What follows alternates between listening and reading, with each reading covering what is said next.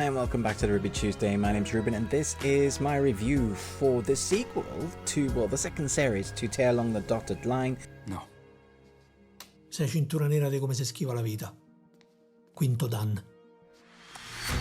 It's called This Time Round, This World Can't Tear Me Down. Have you heard of this?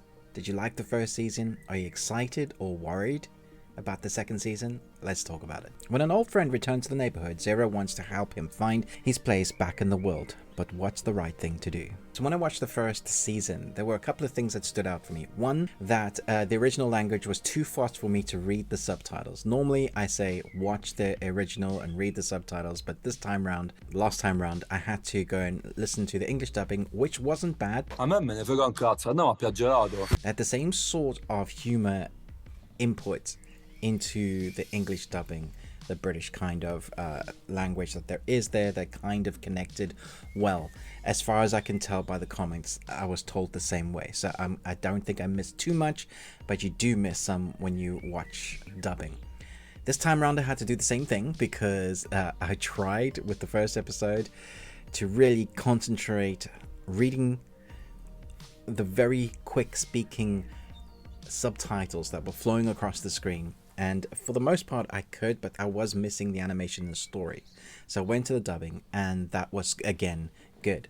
You can't enjoy fuck all because you have rubble all around you, and what fucking scavenger is okay in the rubble? But what stood out to me mostly in the first season was what this was actually about. And it took me, I think, a couple of episodes to get into it, to understand that this is a very in-your-face story. It doesn't shy away from the story it's trying to tell, the preaching it's giving. It's kind of slapping you across the face with its message, but then in amongst that having some real world storytelling that is really funny. Ormai è andata così. Hai rotto il cazzo, basta! Quanto devi andare avanti con sta stronzata? If you've ever listened to Ricky Gervais tell a story, that part of the reason why he's so funny is because he tells it like it is. Often the world is funnier than it in real life than it is in fantasy, and I feel like that's similar here. Remember, they're just jokes. We're all gonna die soon, and there's no sequel. So in the second season, we have Zero and his friends are back. They're living their old life. It's been a little while. They're still doing what they do, and they come together because there are some immigrants that are in their space of living, and they talk about it. Well, the creator talks about that from all sides, from living there with immigrants who are just hidden away, and then also to those that are not liking them, or like, you know, the arguments of like immigrants taking our jobs, that kind of thing, taking our food and our lifestyle, our money, all of that, or what governments say.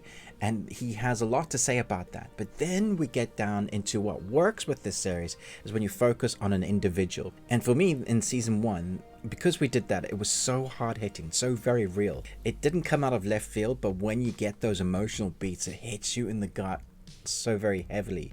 So in amongst the comedy that you're laughing out loud with, that you're catching your breath going, can you actually say that? I mean, I guess you can, it's comedy, you can say what you like, but still you catch yourself going, whoa there, dude.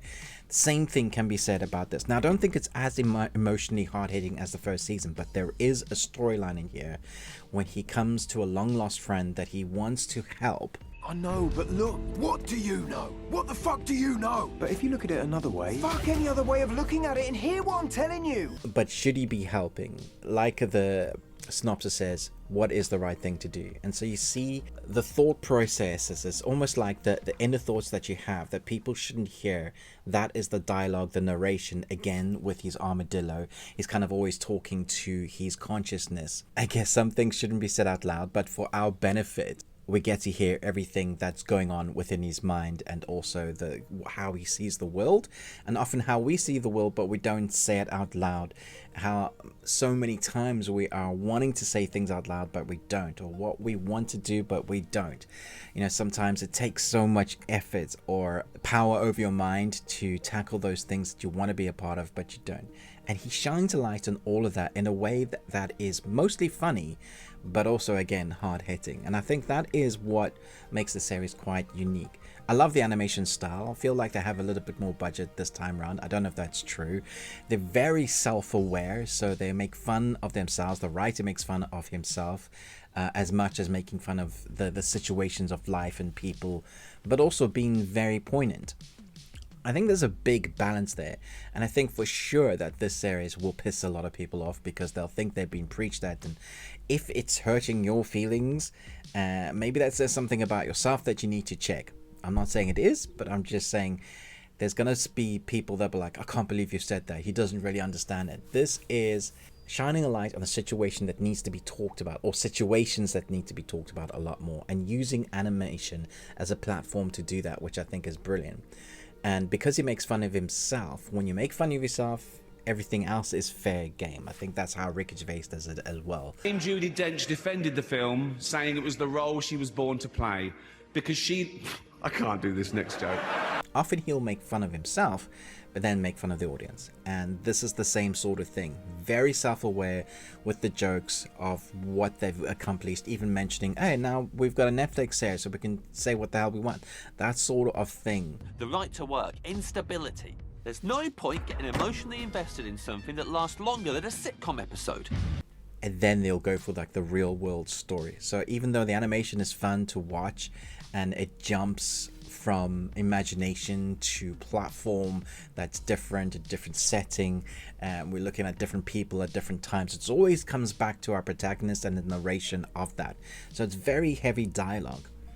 If you've not seen the first season, I highly recommend watching that first, just because you get the backgrounds of what the characters have gone through before. Capivamo un cazzo. Un momento c'avevi Mano Chao che ti diceva che per campabene te dovevi fare 300 bombardieri. There is a nice arc there, and I would say there's an arc here for the second season, but I think the first season it has a better flow in tempo in storytelling. But the message in this one is very real as always, and the story of what some people go through, of other people not being aware of what people go through, that is very real. There's so much hard hitting here. You'll find yourself nodding, and then you'll find yourself going, oh yeah, that's really true, and then you'll find yourself laughing. Has these up and down tones that I think there's a balance to find that is very hard. I'm not sure it always does, but some things will speak louder to you than others. I think this message it's very clever. I love the use of animation to tell a story that is needed to be told. I think it's clever. I'm going to give it 4.5 Nicolas Cages out of 5. You got one. Congratulations. Well worth watching if you don't mind being preached at a little. Thanks so much for watching, but most of all, until next time, remember, live long and Tuesday.